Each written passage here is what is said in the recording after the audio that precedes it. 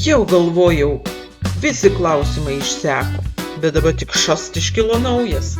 Ar tikrai nuvažiavus stogui atsiveria dangus? Mūsų atveju nereikia būti išprotėjusiam. Paprasčiausiai reikia gerai pašust kemperį vieną naktį ir pagalvot, ką daryti. O jeigu stogas pats nenuvažiuoja, reikia išsipjauti. Instrukcija, kaip atverti dangų. Pirma, reikės kopėčių. Antra, reikia turėti liniuotę, ir pieštuką. Trečia, nepamirškite drėlės arba bormašinkos. Ketvirta, reikalingas taip pat lomzikas arba lietuviškai gražiai siaurapjūklis. Penkta, reikia turėti kokio nors klijaus, kaip jis ten, cirkoflekso. Vajetau, tiesa, dar ir siurblys reikalingas, kad neprisipaškustvintum.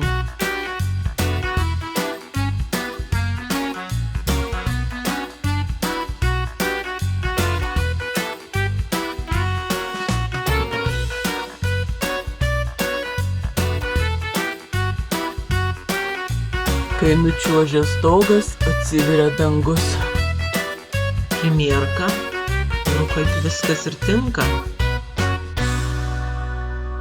Laidelius sujungiam. Dabar viską gražiai prisukt ir galim bandyt. Tai pakilsim. A tu parašyta out, in. Out. Kai sustoja. Ta prasme, o per vidurinę, čia yra taip. Matau dvi pozicijas tik tai. Šitą paskaitysi. Tai šildomas sušok. Šildomas įsijungia, kada per šildomą šiandien dačia.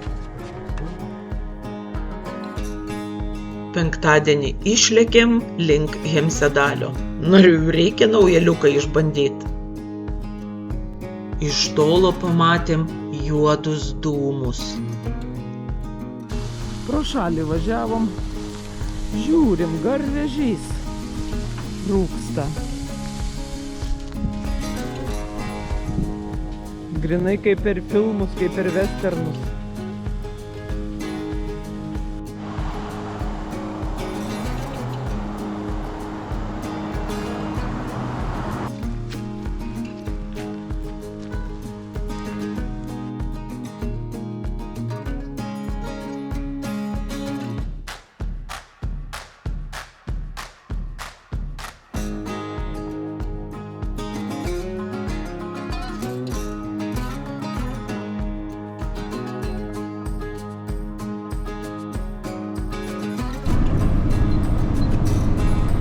Kemperių laukai.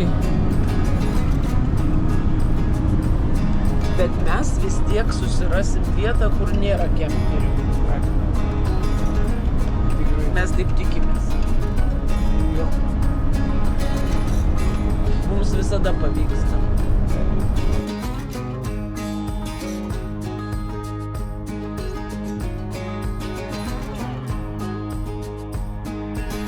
Pernai lipom į šitą kalną Sturhövda. Pakilimas apie 300 metrų, bet visi kalnai. Toks truputėlį nuobodokas, bet vaizdas nuo viršaus labai geras. Langus tai galėtume ir nusiplaut prieš filmuodami. Mokamas kelias bus. Bet aikštelė tikrai verta drietų.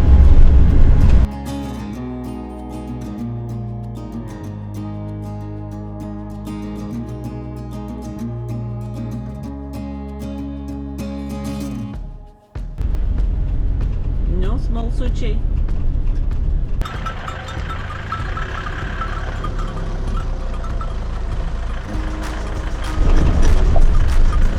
Kokia delegacija.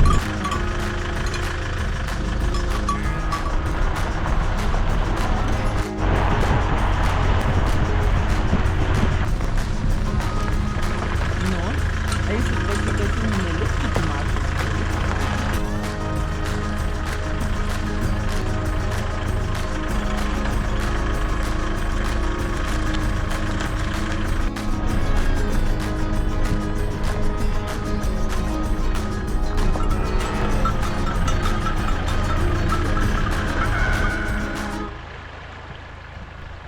atvažiavom jau po 10. Yra kelios palapinės ir pora kemperių, bet mūsų vietelė buvo laisva.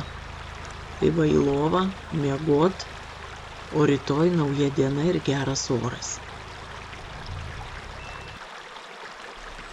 Pats gražiausias televizorius, mylimas vyras ir gražus vaizdas. Gražus. Avis. Mažytės avytės, kurios būna rudenį tokios skanutės, skanios. Žiauru, kaip skamba. Tu geriesi avyčių skambalais Skoniu. ir paskui jas suvalgai.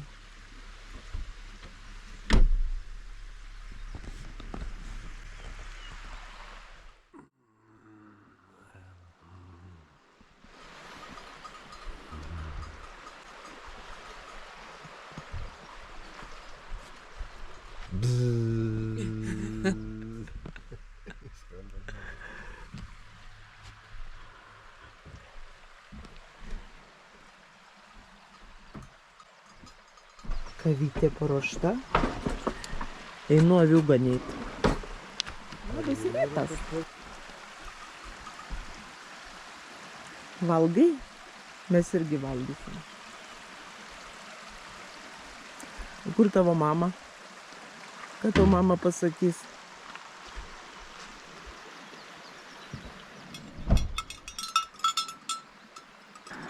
Baltauodegių rūšis. Bet šitas labai gražios.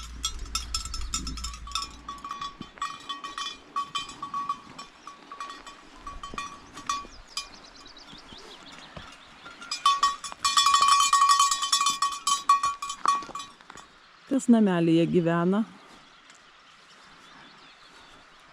Nu ir prisišykė jūs čia.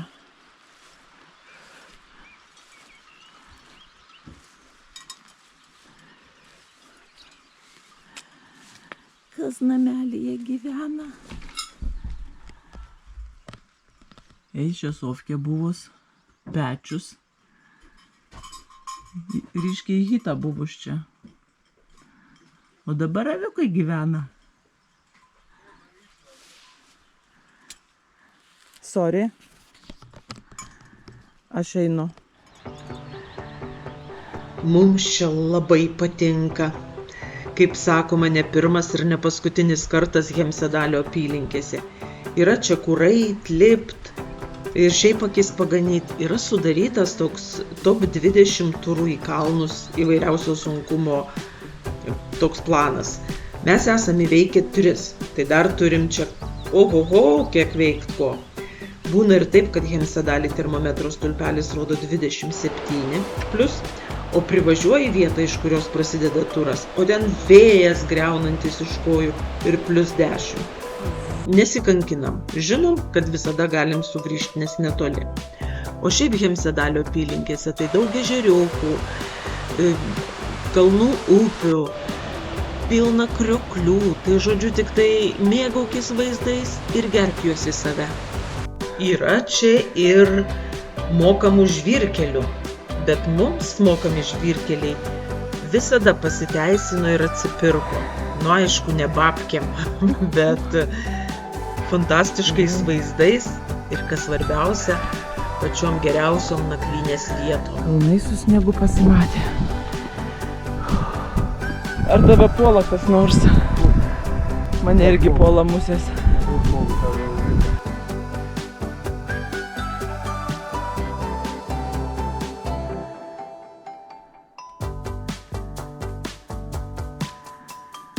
Gintas ieško, gal galima kur nors nulipt.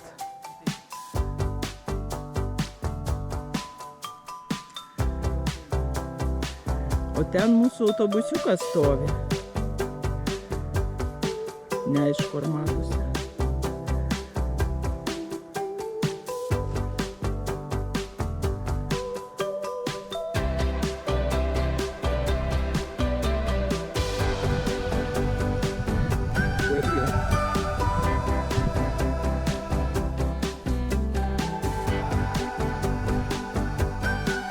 Apžiūrėjom Vanono kalno, kad čia takelis. Lipsim į dar vieną.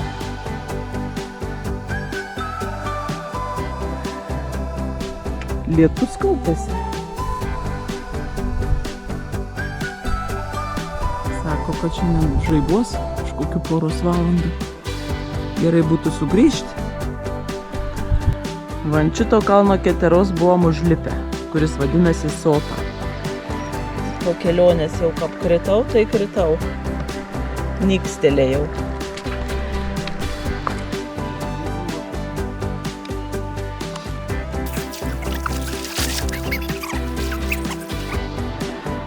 Šaldau koją.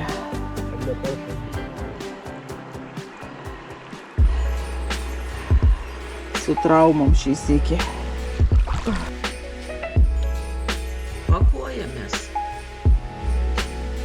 Kokie alkani.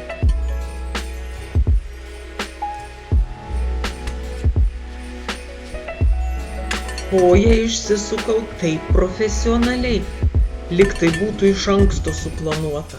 Atrodo ir žiūrėjau, kur einu, ir rankose buvo tik lazdos, nebuvo jokių pašalinių daiktų, nei kamerų, nei telefonų. Bet jau virtau tai kaip pušis. Taip suskaudėjo, kad žvaigždes mačiau, net stogui nespėjus nuvažiuoti. Faktas tas, kad jau nelabai kur ir beįlipsiu, tai nusprendėm pasivažinėti gražiom vietom. Tai varysim į Valdresflyje.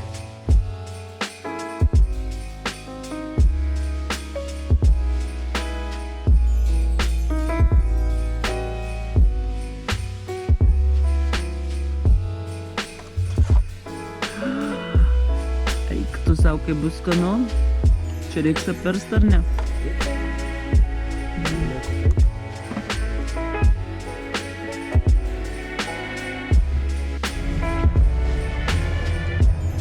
Sargu.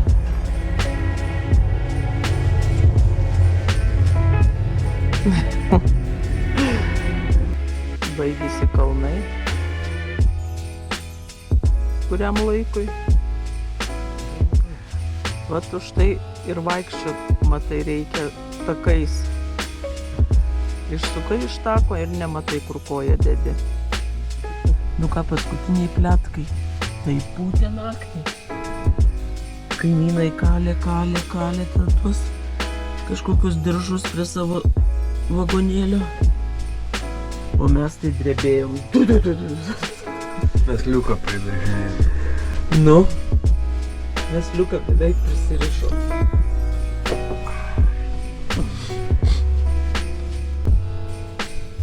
Baisu. Bet tai tik.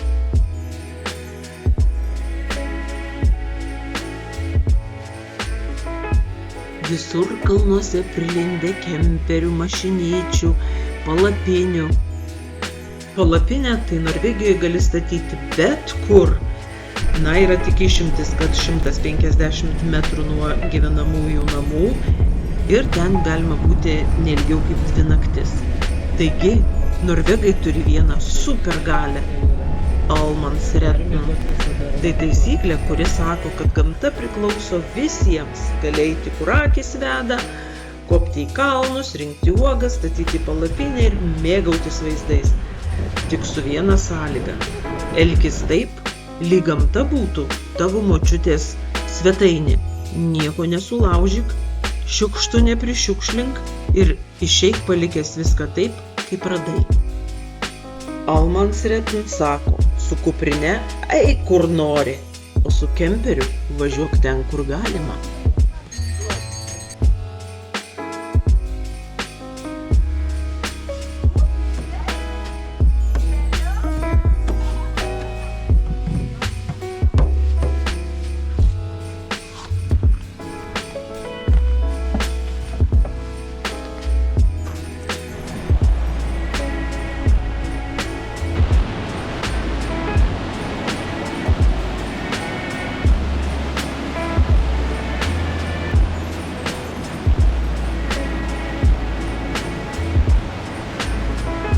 Dabar belieka kalno apsuptybę gerti kavą ir žiūrėti kalnus.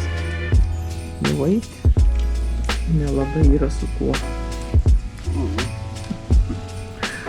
Manai, Gal mano dešinė koja prisiklausė visokių kaip ten tų motyvacinių gurų ir nusprendė išeiti iš komforto zonos ir pabūt savimi. Ir jai visiškai nesvarbu, ką apie ją galvoja kiti ir šneka. Pavyzdžiui, ką mato akis, kad jinai visai ištinus ir mėlyna, kad tauškia liežuvis, nusispjaut. O kairioji vargšė perima visą dešiniosios svorį. Tai ką, kairioji tipo visiška durnelė, aukojasi dėl kitų, savim nesirūpina. Duok Dieve, kad tik kairioji nesublūstų. Oi blemba, nebus man taip, kad besikalbant su kojom pačiai stogas nuvažiavo.